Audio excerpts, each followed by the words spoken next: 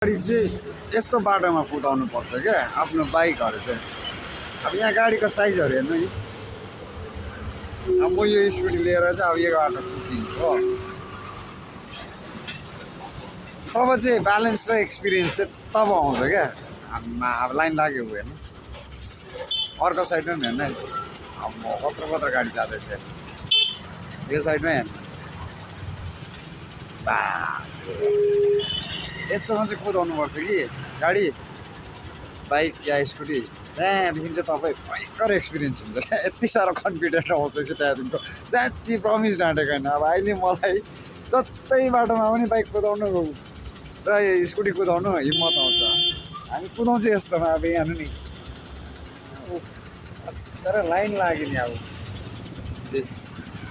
कुदाउनु हो त्यहाँ कुदेको कुना कुना मन त्यही हो नि, कुना कुना कुदिदिन्छु यहाँ पुतापट्टि लाग्यो हेर्नुहोस्। अब यस्तो हुन्छ क्या, यस्तोमा चाहिँ कुदाउनु पर्छ। गाडी पनि सानो छैन, सानोबाट धक्का दियो भने हेर्नु, उतापट्टि जानेहरू पनि हेर्नु, सानोबाट धक्का पनि दियो भने यो गाडी हेर्नु 12 चक्के 16 चक्के गाडी भन्दा नि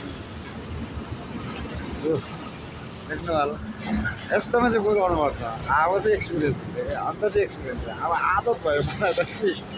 अन्त त्यो प्लेन बाटोहरू पाउँछ नि, आमा त्यो सुकुनाको तिर्सहरू क्या, गाडी 70-80मा मात्रै कुदिहाल्छ नि त्यहाँदेखि।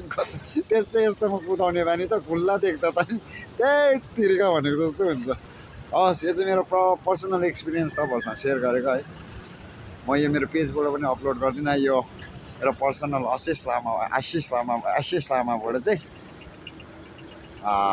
अपलोड गर्छु। जस्ट अब जाने बाटो छु है।